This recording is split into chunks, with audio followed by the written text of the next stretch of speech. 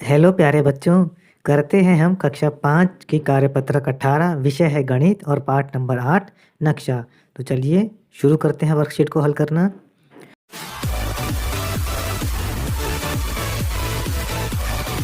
प्रश्न नंबर 1।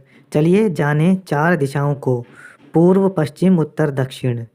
सुबह जल्दी उठकर देखो कि सूरज किस तरफ से उगता है। यह पूर्व दिशा है। पूर्व दिशा की ओर मुंह करके खड़े हो जाओ। आपके पीछे की तरफ पश्चिम दिशा है। आपके दाईं यानी उल्टे हाथ की ओर दक्षिण दिशा है और बाईं यानी सीधे हाथ की ओर उत्तर दिशा है। दिशाओं को पहचानो और अब इन प्रश्नों के उत्तर देने हैं। पहला, आपके पूर्व दिशा में किसका घर है? बच्चों, आप अपने घर की पूर्व दिशा में पता लगाएंगे कि किसका घर है। मेरे घर की पूर्व दिशा में मेरे दोस्त सोनू का घर है। दूसरा देखिए, ऐसी जगह का नाम लिखो जो उत्तर दिशा में हो। आपके घर की उत्तर दिशा में कौन सी जगह है, आपको उसका नाम लिखना है। मेरे घर की उत्तर दिशा में पार्क है, तो मैंने उत्तर में पार्क लिख दिया है। तीसरा, आप जिस दुकान से टॉफ़ी लेते हैं यह डैश दिशा में है।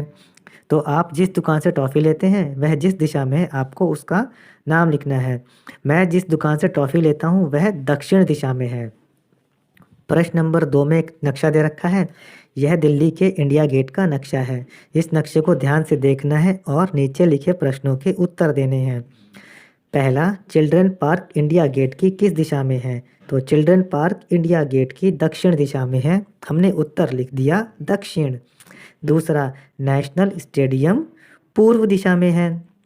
तीसरा, इंडिया गेट के उत्तर, दक्षिण और पश्चिम दिशा के रोड का नाम लिखो। तो इंडिया गेट के उत्तर में कोपरनिकस मार्ग, दक्षिण में पंडारा रोड और पश्चिम में राजपथ है। चौथा, जनपथ इंडिया गेट की पश्चिम दिशा में है। बच्चों, इन चारों प्रश्नों के उत्तर जो है आपको नक्शे में मिल सकते हैं। आप नक्शे को ध्यान से देखेंगे तो आपको सब समझ में आ जाएगा। प्रश्न नंबर 3, एक नक्शे में बड़ी जगह को छोटे से कागज पर दिखाते हैं। जब कागज पर नक्शा बनाया जाता है तब चीज़ों की लंबाई चौड़ाई को एक तरह से छोटा या बड़ा किया जाता है। अब यहाँ पर देखिए नीचे 1 सेंटीमीटर ग्रिड का नक्शा बनाया गया है। 1 सेंटीमीटर ग्रिड का मतलब होता है उसकी लंबाई और चौड़ाई सब 1 सेंटीमीटर की होगी और वो 1 सेंटीमीटर के वर्ग बनाएंगे। अब आपको क्या करना है, इन्हीं को आधे सेंटीमीटर की ग्रिड में बनाना है। तो चलिए हम इस आधे सेंटीमीटर की ग्रिड में इन चित्रों को बनाते हैं। तो ये हमने बना दिए। अब प्रश्न नंबर 4 देखिए, यह एक काल्पनिक जगह का नक्शा है। काल्पनिक का मतलब होता है जो हमारी कल्पना या इमेजिनेशन में होता है, जो असलियत में ना हो। इस नक्शे में 1 सेंटीमीटर की दूरी असल की 10 किलोमीटर की दूरी को दिखाता है। मतलब अगर हम इस नक्शे में 1 सेंटीमीटर नापेंगे तो इसका मतलब है कि असली में वह 10 किलोमीटर का डिस्टेंस या दूरी है। अब आपको निम्न प्रश्नों के उत्तर देने हैं। पहला, इस नक्शे में इडलीपुर से बर्फीनगर कितने सेंटीमीटर दूर है? तो बच्चों, आप एक फुट्टा लेंगे, उसको इडलीपुर और बर्फीनगर के बीच में रखेंगे।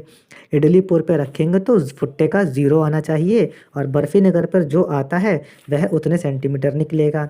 जब हमने इस तरीके से फुट्टा रखा तो हमें उत्तर मिला 5 सेंटीमीटर, यानी इस नक्शे में इडलीपुर से बर्फीनगर 5 सेंटीमीटर दूर है। दूसरा, अगर आपको इडलीपुर से बर्फीनगर जाना हो तो आपको कितना किलोमीटर चलना पड़ेगा? अब देखिए यहाँ पर दे रखा है कि 10 किलोमीटर जो है वो 1 सेंटीमीटर के बराबर होंगे। तो 5 सेंटीमीटर 50 किलोमीटर के बराबर हुए और इडलीपुर से बर्फीनगर जाने के लिए हमें 50 किलोमीटर चलना पड़ेगा। तीसरा देखिए, इडलीपुर और बर्फीनगर के बीच आधे रास्ते पर थुकपा ग्राम पड़ता है, उसे टी के निशान से दर्शाओ। तो बच्चों, इडलीपुर और बर्फीनगर के बीच में बिल्कुल बीचों बीच में हमने टी का निशान लगा दिया है। चौथा, जलेबीपुर नाम का एक शहर छोला घाट और ढोकलाबाद दोनों से 35 किलोमीटर दूर है। क्या लगता है वह कहाँ हो सकता है? उसके लिए जे का निशान लगाओ। अब देखिए 35 किलोमीटर की दूरी को दर्शाने के लिए इस नक्शे में हमें 3.5 सेंटीमीटर चाहिए होंगे। तो हमने छोला घाट और ढोकलाबाद दोनों तरफ से जब हमने 3.5 सेंटीमीटर नापा तो वह जगह हमें जे यहाँ मिल गई। अब देखिए पांचवा, भेलपुर और छोला घाट के बीच के रास्ते की दूरी पता लगाओ। तुम धागे का इस्तेमाल कर सकते हो। तो बच्चों देखिए ये जो है रास्ता टेढ़ा मेढ़ा है, हमने एक धागा लिया, उसका एक सिरा छोला घाट पे रखा और इस टेढ़े मेढ़े रास्ते के ऊपर उसको लगा के देखा भेलपुर तक, तो वह हमें मिला 6.5 सेंटीमीटर और यह रास्ता निकला 65 किलोमीटर। अब देखिए प्रश्न नंबर 5, अपने स्कूल का नक्शा बनाओ। बच्चों अपने स्कूल का नक्शा आपको बनाना है। मैं यहाँ पर अपने स्कूल का नक्शा बनाकर दिखाता हूँ आपको।